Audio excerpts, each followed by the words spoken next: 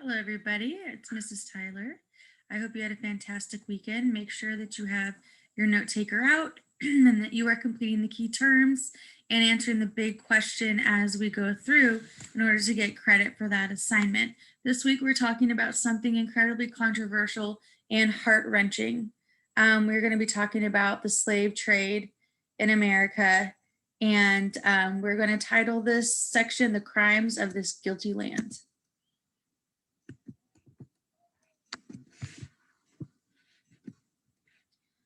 So before the cotton gin, prices for major southern crops, tobacco, rice, and indigo, fell after the American Revolution. Cotton was not profitable because of the difficulty of removing the seeds. This is incredibly backbreaking work, just horrible, horrible work. Demand for American cotton grew rapidly with the rise of British textile mills. As you remember last week, we talked about the rise of the Industrial Revolution and these textile factories, right? Well, what do they make a lot of these clothing out of?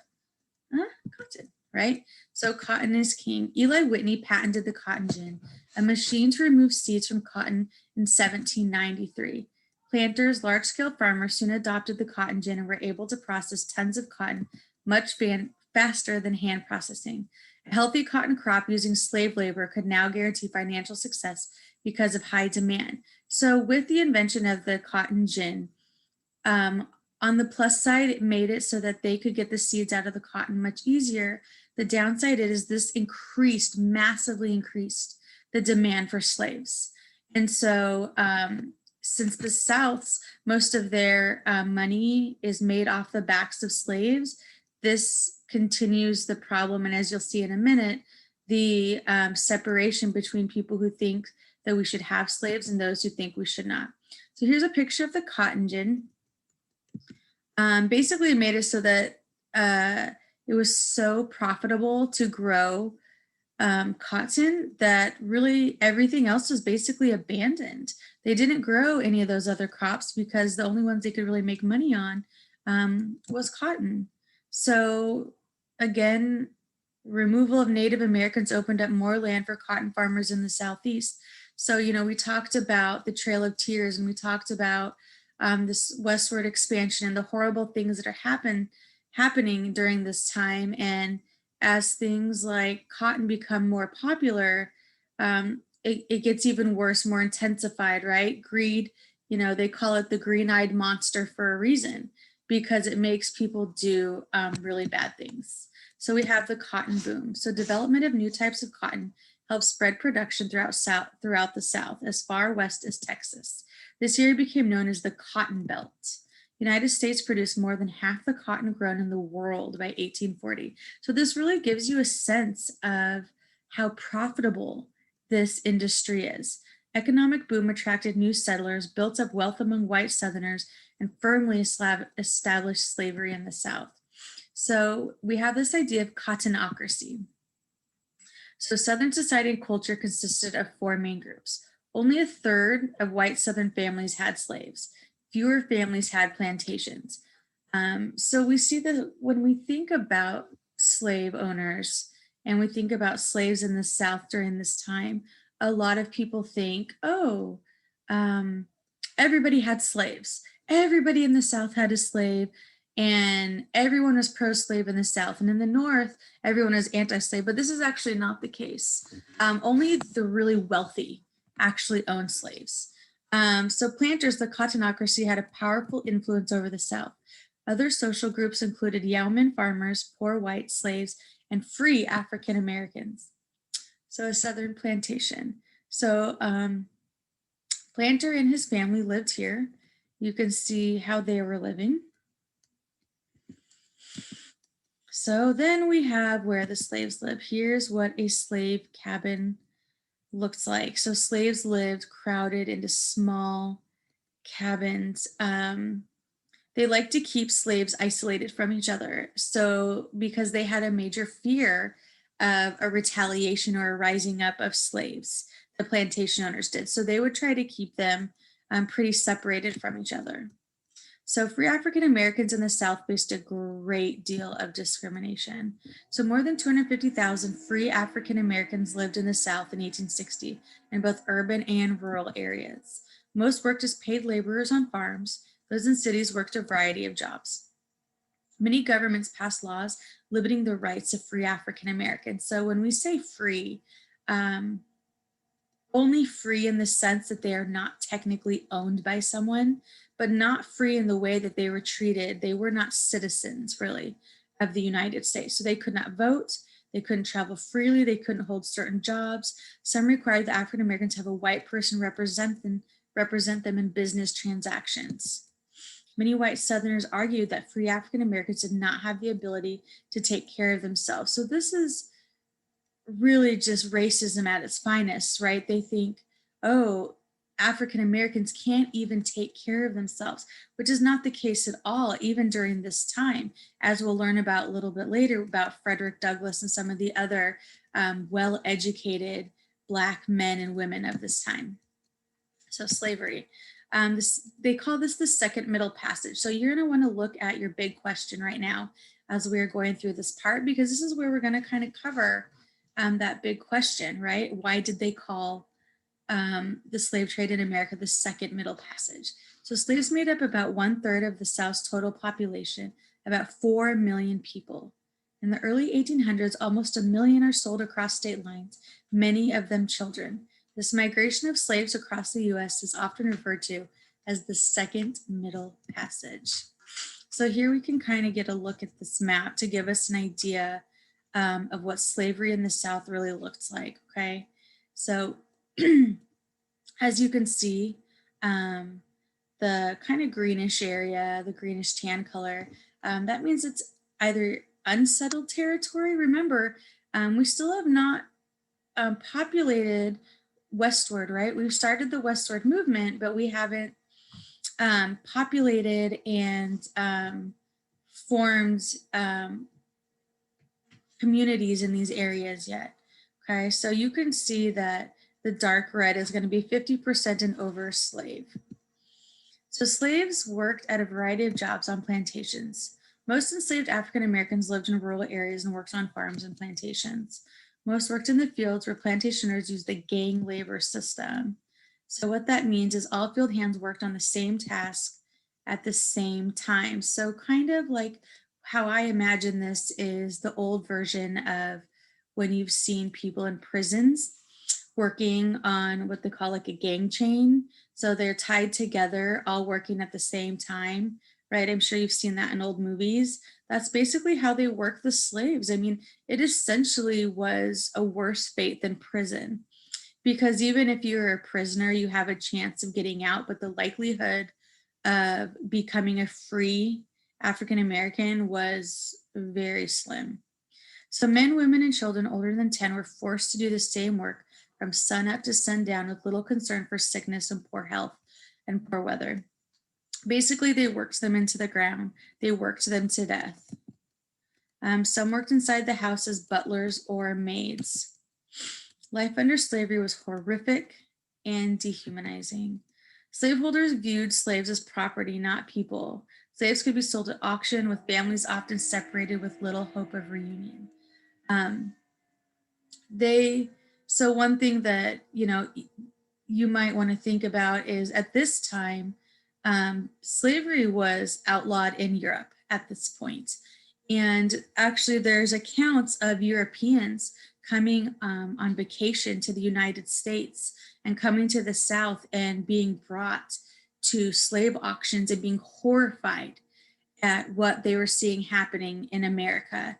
And they brought this back to Europe, and actually, quite a bit of Europe was in an uproar and very mad at America for still operating this way with slaves. Slave traders sometimes kidnapped free African Americans and sold them into slavery. So it's like I said a minute ago, just because they called them free African Americans, they weren't really free. Enslaved people often endured poor living conditions, such as dirt floor cabins, cheap, coarse clothing, and small food rations. Again, they're slaves, right? So this isn't their job, right? They were treated no different than how someone would treat a horse or a cow or a piece of livestock. They were traded the same, they were treated the same, they were housed the same. And in many of these plantations, the horses were probably treated better. Some planters used punishment to encourage slaves' obedience. They used irons and chains, stocks, and whips to punish slaves, and also passed strict slave codes to prohibit movement. They were incredibly fearful that an uprising was going to happen with the slaves. And I don't know if you've ever heard someone from an older generation talk about a switch. A switch is actually a piece of a willow branch that slave owners used to use to beat slaves with, and it would basically like rip their skin as they hit them. Rape, torture, and murder was very common. Again, if you aren't viewing someone as a person and you're viewing them as a commodity, you don't treat them in a humanizing way.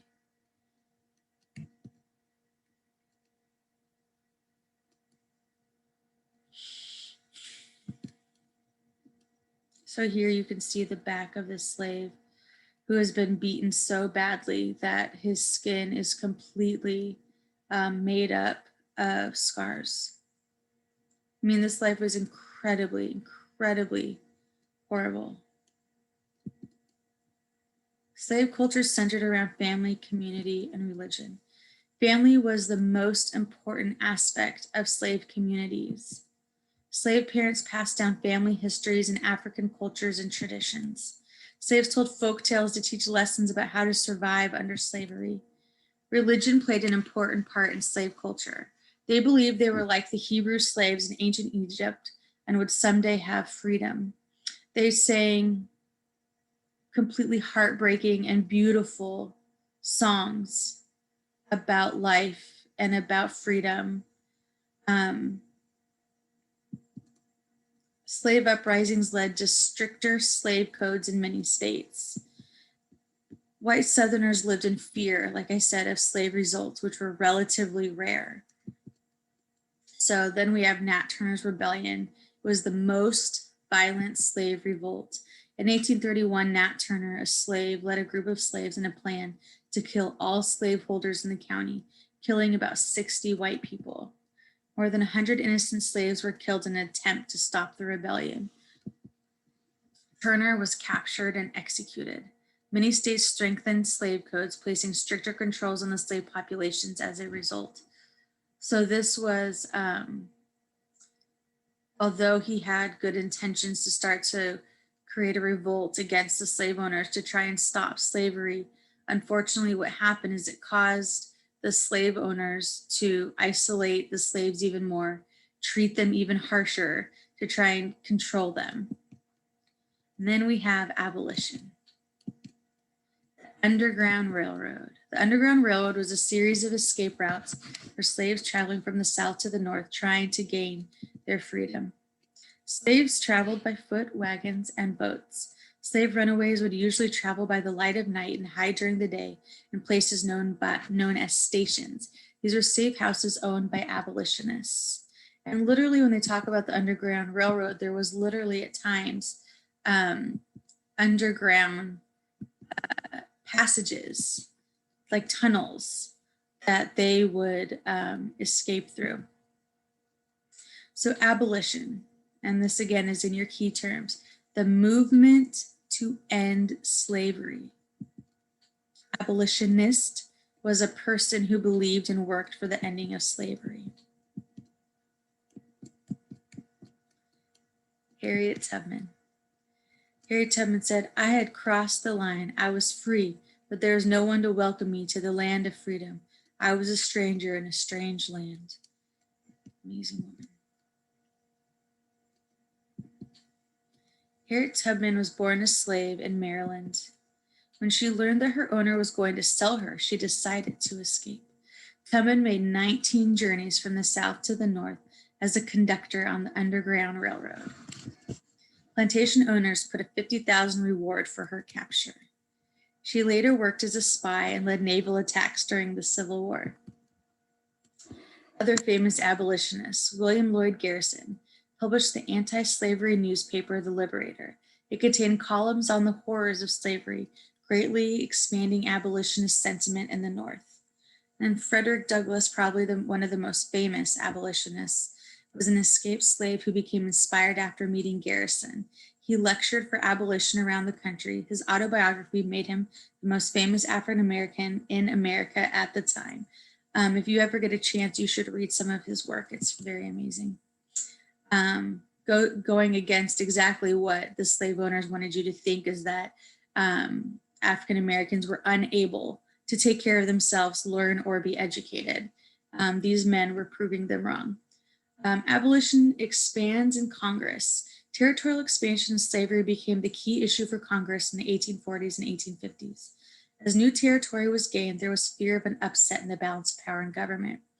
Remember, we talked about last week about as new states would be admitted, there was this rule that they were having that, it had to be even. For every slave state, there could be a non-slave state. And so this is their fear as this new territory is gained, that it's going to change that balance. Southern states feared that a free state dominated legislator would take slavery away from them.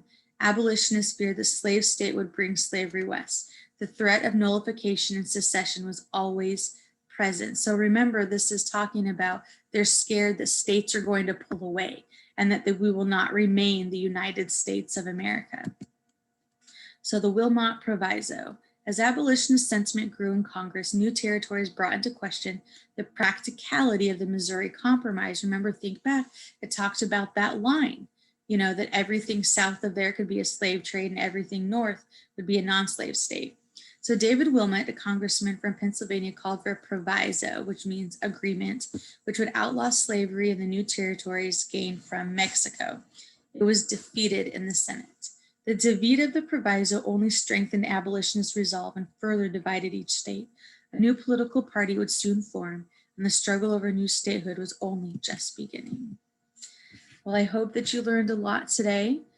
Don't forget to fill out your note taker and to make sure that you answer that big question for recording, and have a fantastic rest of the day.